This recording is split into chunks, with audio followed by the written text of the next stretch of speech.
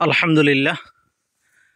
এই মুহূর্তে আমি যে জায়গাটিতে যাচ্ছি এটি হচ্ছে নবী আইয়ুব আলাইহিসসালামের জিয়ারত করে আসার পথে হজরত উওয়াইস আল কারনী রাদিয়াল্লাহু তাআলা আনহুর জিয়ারত করার জন্যই রওনা দিয়েছি। এর আশেপাশে যে ভিউটা দেখুন, এটি অনেক ব্যাকওয়ার্ড একটি রাস্তা, এখনও এখানে উন্নত কিছু করা হয়নি এবং খোলা জায়গাতে ওপেন প্লেসে আশেপাশের ভিউটা দেখুন। আশেপাশের যে শহর এলাকা আর আউটসাইডে রয়েছে এটি দেখুন, মাশাআল্লাহ। এই যে লোকজন যাচ্ছেন, তো সঙ্গে থাকুন, ভিডিওটি দেখতে থাকুন। ভালো লাগলে লাইক কমেন্ট শেয়ার করে দিবেন, অন্যকে দেখার সুযোগ করে দিবেন। আপনাদের দেখার জন্য, সুবিধার জন্য এই ভিডিওটি করা হয়। আশা করি ভালো লাগবে সবার। আপনার একটি শেয়ার অনেকের দেখার কারণ হয়ে থাকে। আশা করি আপনিও সমান সওয়াব পাবেন, শেয়ার করে দিবেন। যেই ওয়াইস কুরনির কথা নবী করিম সাল্লাল্লাহু আলাইহি সাল্লাম ওনার দুই সাহাবীকে বলেছেন যে নবীর মুবারক জুব্বা মুবারক নিয়ে আসার জন্য বলেছেন, যে এগুলো নিয়ে জুব্বা মুবারক নিয়ে ওয়াইস কুরনিকে হাদিয়া দেওয়ার জন্য। আসলে এই রাস্তাটা খুব ডিফিকাল্ট, কঠিন একটা রাস্তা, পাহাড়ি উঁচু নিচু রাস্তা। তো আলহামদুলিল্লাহ, সেই ওয়াইস কুরনির রোজা মুবারকে আমরা এসেছি এখানে।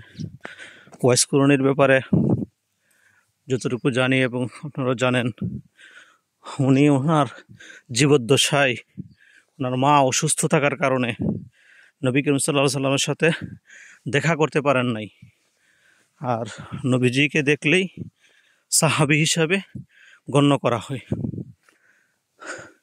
আর সাহাবীদেরকে দেখলে তাবিঈ বলা হয়। দেখুন, চতুর্দিকে পাহাড়, এর মাঝে একটি দুটি ঘর, এগুলা এরা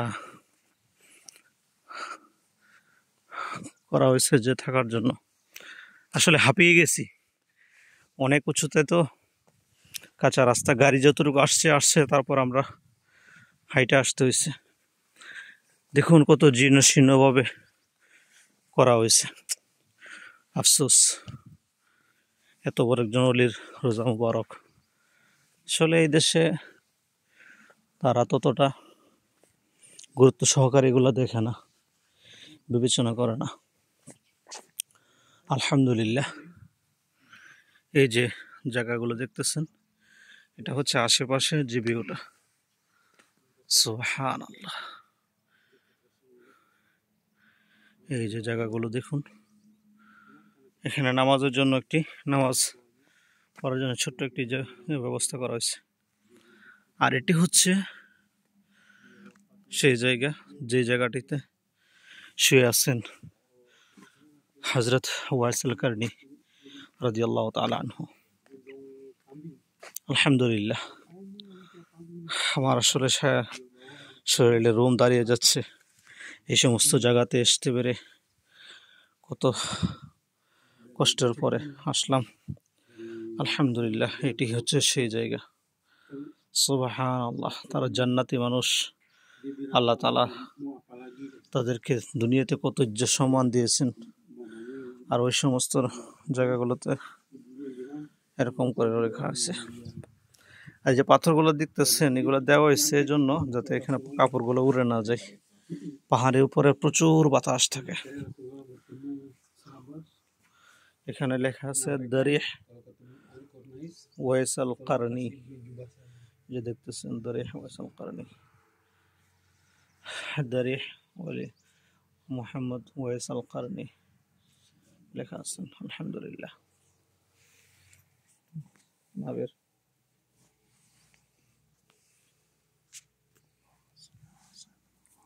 আলহামদুলিল্লাহ।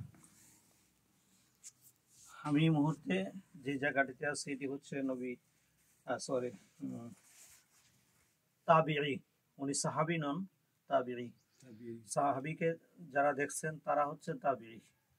তো উনি সাহাবীর নবীর দুজন সাহাবীকে দেখেছেন, সেই জন্য উনি হচ্ছেন তাবিঈ। তো তাবিঈ হযরত ওয়াইস আল কারনী রাদিয়াল্লাহু তাআলা আনহু। আলহামদুলিল্লাহ, এই যে জায়গাটি দেখতেছেন এটি হচ্ছে ওনার রোজা মুবারক। আমি একটু চুমো খাবো আপনাদেরকেও নিয়ে, আপনারা দেখুন। আল্লাহ,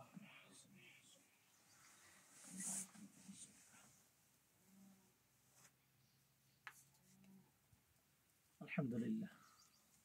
এই ওয়াইস করণীর কথা কত শুনেছি, সুবহানাল্লাহ। ওনার জিয়ারত আমার প্রথমবার হয়েছে। তো আলহামদুলিল্লাহ, আমি অনেক জিয়ারতই করেছি, এখানে প্রথমবার আসলাম, আসলে সুযোগ হয় না। তো আশা করি আপনারা যারা ওমানে আছেন এবং আরব দেশে আছেন, জিয়ারত করতে আসেন, তারা আসবেন, জিয়ারত করবেন। আর যারা আসতে পারেন নাই, দূর থেকে দেখতেছেন, ভিডিওটি শেয়ার করে দিবেন, অন্যদেরকে দেখার সুযোগ করে দিবেন, যাতে আপনার এটি শেয়ারের মাধ্যমে অনেকে দেখার কারণ হয়ে থাকে। এই সমস্ত জায়গাগুলো যখন আপনারা দেখবেন, আপনাদের ইমানি শক্তি বাড়বে। তাই আশা করবো ইনশাল্লাহ ভিডিওটি শেয়ার করে দিবেন। ক্লোজ করে দাও।